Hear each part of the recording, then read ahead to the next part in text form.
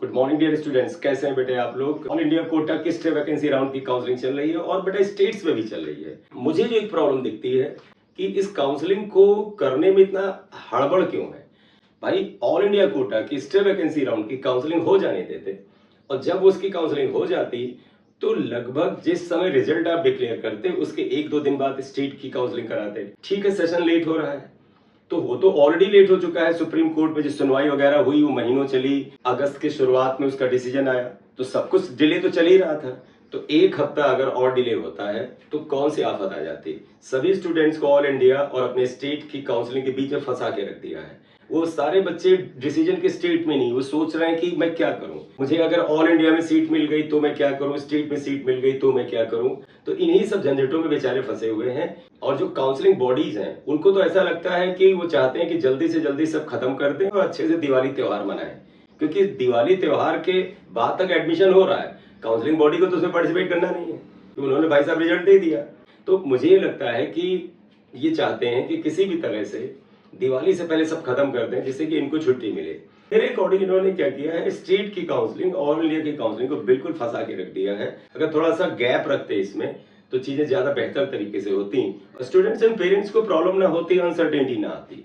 खैर आज के इस वीडियो में बेटा हम राजस्थान नीट का जो स्टे वैकेंसी राउंड का शेड्यूल है जो कि ऑलरेडी डिस्प्ले हो चुका है, आप उसकी काउंसलिंग के प्रोसेस से गुजर रहे हैं। चॉइस फिलिंग का आज लास्ट डेट है तो इसलिए मैं आपको थोड़ा सा आगाह करा दूं कि चॉइस फिलिंग आप जल्दी से जल्दी करके आप चॉइस लॉकिंग कर दीजिए। बेटा राजस्थान नीट की जो इंपॉर्टेंट डेट्स है वो आपको पता है, उनमें से कुछ डेट्स कल तक निकल भी गई हैं, लेकिन एक बार फिर भी मैं इनका शेड्यूल आपके सामने रख देता हूं। Government of Rajasthan NEET UG medical dental admission counselling board 2024 schedule for the stray vacancy round. Start date of the filling of online application form and the deposition of the required application fee ये बेटे 24 तारीख थी, आपने इसको कर लिया है। Both the parts 1 and part 2 of the application must be filled and completed। आपको बेटा एप्लीकेशन का पार्ट 1 एंड पार्ट 2 दोनों को भरना है। Last date of the deposition of the application fees at the website 26 तारीख थी, यानी कल शाम को 6 बजे तक थी। Last date for the submission of the online application form at the website वो भी बेटे कल 26 तारीख रात को 12 बजे से 5 मिनट पहले तक थी। Provisional vacant seat matrix after round 3 ये 25 तारीख को बेटे सीट मैट्रिक्स आ चुकी है। मैं आपको सीट मैट्रिक्स दिखाता हूं, लगभग 100 से थोड़ी कम है, 96 गवर्नमेंट एमबीबीएस सीट्स आई हैं जो कि अच्छा नंबर है। इसके बाद publishing of the provisional list state combined OBC MBC EWS SC ST etcetera ये बेटे 27/10 को आएगी। सिक्योरिटी डिपॉजिट आप 25 से 27 के बीच कर सकते हैं और सिक्योरिटी अमाउंट क्या था, 50,000 रुपए for unreserved EWS SC ST ST STA OBC MBC etcetera for opting the government seat MBBS courses in government medical college, government society medical college, RUHS CMS, ESIC MC and in Gitanjali medical government seat. तो इन सभी के लिए आपको apply करना है तो आपको 50,000 का सिक्योरिटी मनी जमा करना है। लेकिन for candidate opting the management seat जो होती है MBBS course in government society colleges and RUHS CMS इनको 2 लाख करनी है। तो अगर आपको मैनेजमेंट सीट पे अप्लाई करना है तो आप 2 लाख रुपए जमा करेंगे। 5 लाख रुपए वो कैंडिडेट जमा करेंगे जो एनआरआई सीट पर है एमबीबीएस कोर्स की, चाहे वो गवर्नमेंट कॉलेज में हो या गवर्नमेंट सोसाइटी कॉलेज हो या आरयूएचएस हो, तो आपको 5 लाख रुपए की सिक्योरिटी मनी डिपॉजिट करती है अगर एनआरआई कैंडिडेट की तरह एडमिशन चाहते हैं। 5 लाख रुपए for the candidates opting for MBBS course in the private medical college. Naturally medical college में अगर आपको चॉइस फिलिंग करनी है तो 5 लाख रुपए। 10,000 रुपए for the candidates opting for BDS course in government dental college, RUHS, CDS and the private dental colleges. 10,000 रुपए उन कैंडिडेट्स को करना है जो डेंटल के लिए चॉइस फिलिंग करना चाहते हैं। Candidates depositing ₹2 lakhs or the 5 lakh will be automatically be eligible to be filled choices for the government medical dental college, government society medical college, RUHS, CDS, ESIC, MC and Geetanjali medical college seat and private dental college। Naturally बेटे आप अगर high and वाली fees जमा करते हैं 2 लाख रुपए तो आप सारे चॉइस भर सकते हैं, गवर्नमेंट का एमबीबीएस, गवर्नमेंट का बीडीएस, गीतांजलि, उसके अलावा और भी जो बेटा एप्लीकेबल ऑप्शंस हैं।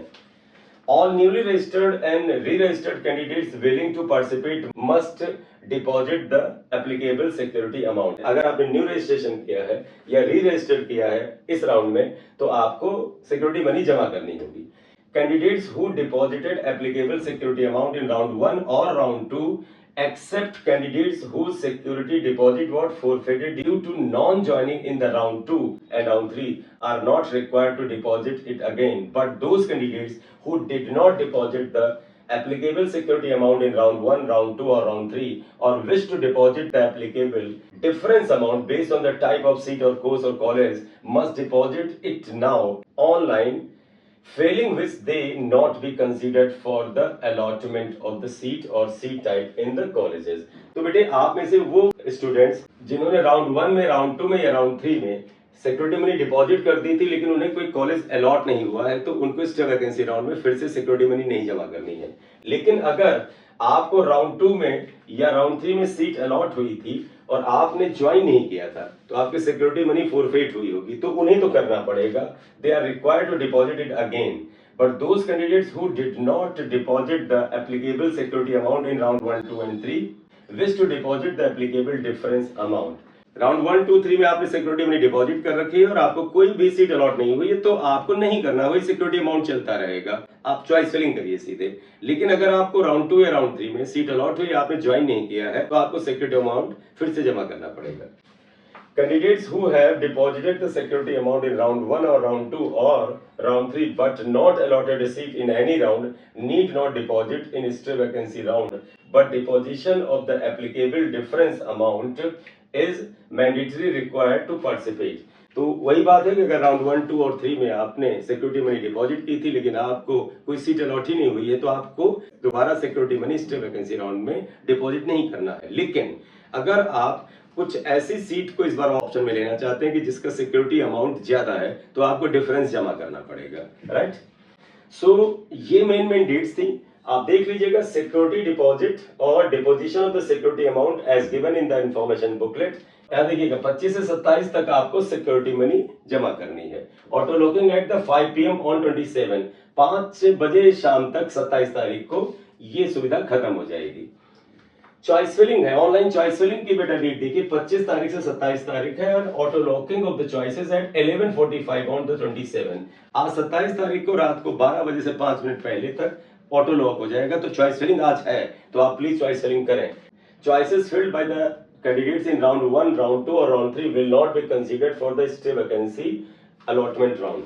बट अब आपको इस राउंड में फिर से चॉइस भरनी है। आपने राउंड 1 में, राउंड 2 में, राउंड 3 में जो चॉइसेस भरी थी, ऑनलाइन भरा था तो आपके पोर्टल पे आपको लगे पड़ा है और वही एक्सेप्ट हो जाएगा, नहीं, आपको स्टे वैकेंसी राउंड में फ्रेश चॉइस फिलिंग करनी है। इसके बाद following candidates are eligible for the stray vacancy round and must filled choices to participate in the stray vacancy round. कौन कौन से लोग बेटे इसे पार्टिसिपेट कर सकते हैं, इसे ये जरूर पता चल जाएगा आपको कि आप में से किसे पार्टिसिपेट करने का राइट नहीं है। देखिए बेटे, पहला registered candidates who did not get allotment in 1, 2 और 3। आपको राउंड 1, राउंड 2 और राउंड 3 में कोई सीट नहीं मिली, हालांकि आपने वहां रजिस्ट्रेशन कराया था, आप पार्टिसिपेट कर सकते हैं। No seat allotted till now, आप पार्टिसिपेट कर सकते हैं। Registered candidate who got allotment in round 1 and exited without forfeiture or resigned without forfeiture of the security amount on not upgrading in round 2, who resigned up to 29th September 5 PM and did not get any allotment in round 3.